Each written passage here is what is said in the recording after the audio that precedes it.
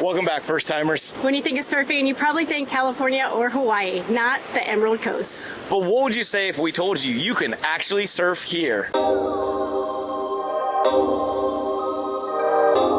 The Emerald Coast is known for their white sand beaches and crystal clear waters. The water in the Gulf, though, is very different. It's dynamic, it shifts all the time, as well as the sandbars. The waves here are not consistent like California or Hawaii. There's not a strong daily surf culture because there are a lot of flat days. But when the waves hit, they really hit. And as you can see behind me, today, those waves are hitting.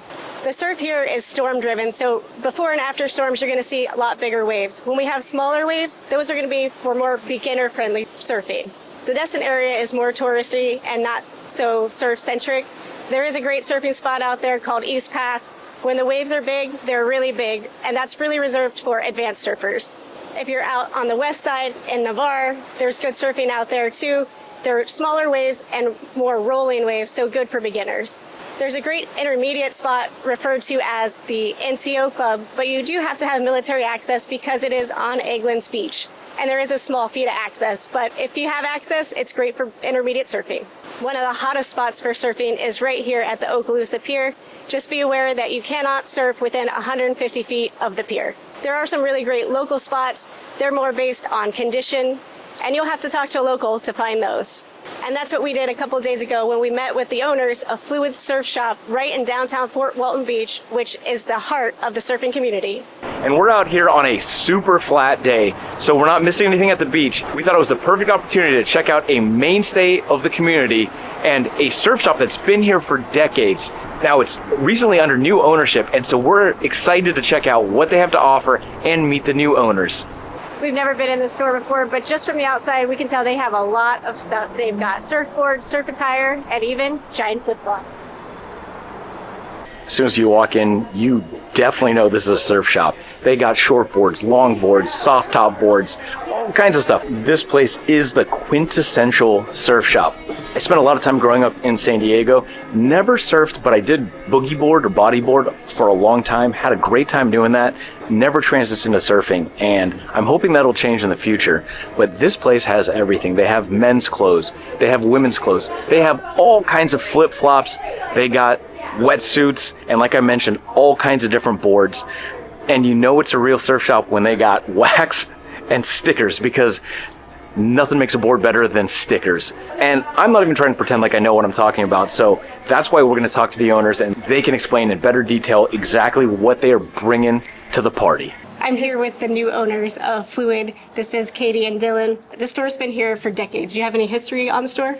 Tim started it in 1999. He's been the original owner until January when we took it over. I've been on the surf team for about 10 years, surfing with him, and it's been a blast, and just wanted to keep it going and continue the culture and vibe in the town. So what do you offer here at the store? Obviously you have surfboards. Do you rent them? We have a bunch of different things. We rent surfboards, skimboards, wetsuits as well. We have surfboards for purchase. We have a consignment type situation going on. So if you have some boards for sale, you can bring them in. We offer clothes, women's clothes, bikinis, all the things. So come in and check us out. I was definitely checking out the bikinis. Yeah, they're super cute. What is the local surf culture like here, and are they welcoming to beginners or tourists? The local surf culture around here is definitely growing and changing. Definitely a lot of new people coming to the area and learning. Everybody's learning to be a lot more inviting. It's grown a lot and changed. It used to be a little tough around here. It's gotten a lot more inviting than it used to be. So come out and try it.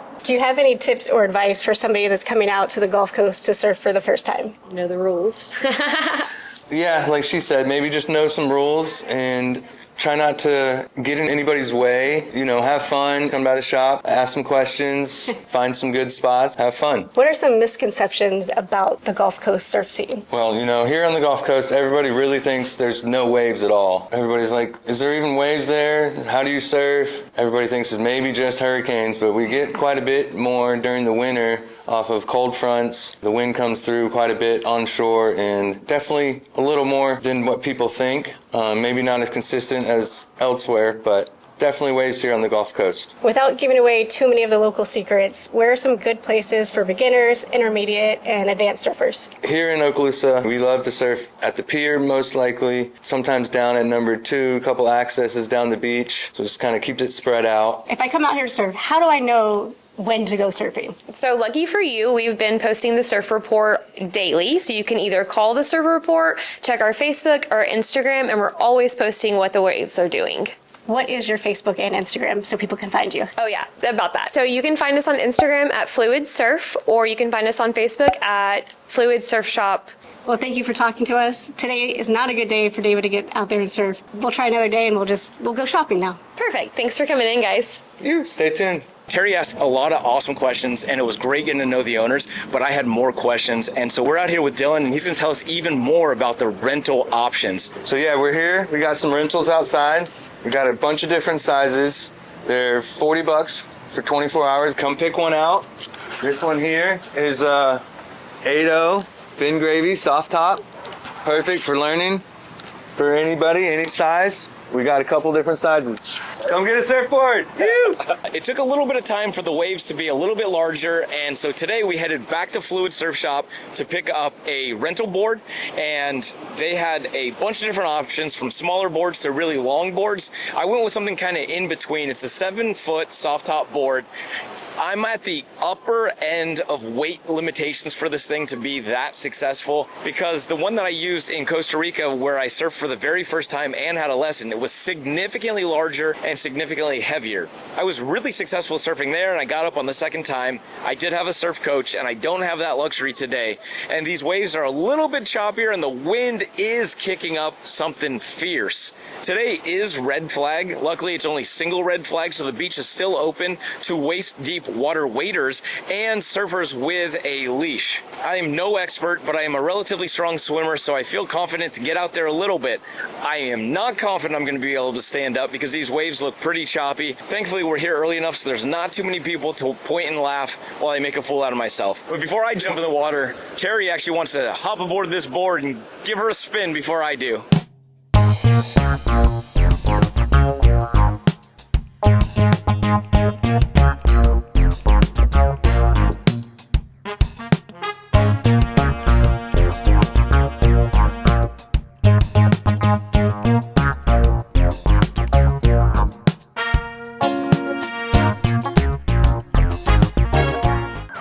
I'm here with Zach. He's one of our local lifeguards, and he's going to give us a little safety brief before David gets in the water.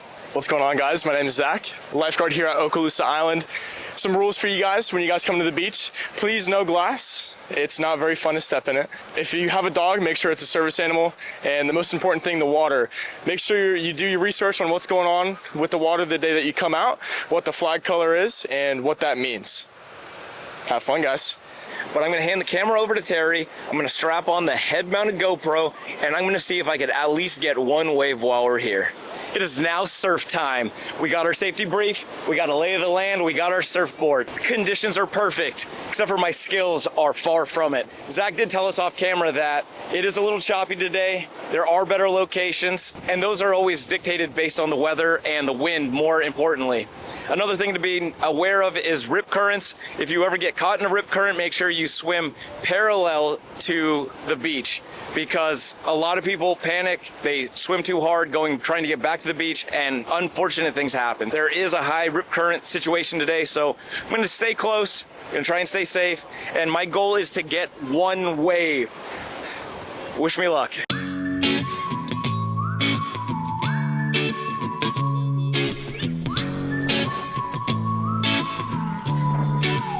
Stay off of the rooftops, don't you make no sound. Keep your head out the clouds. Don't go, baby, slow it on down with your toes on the ground. I've been on my own for so long now, and can't nobody tell me what's right on top of the rooftop. Ooh,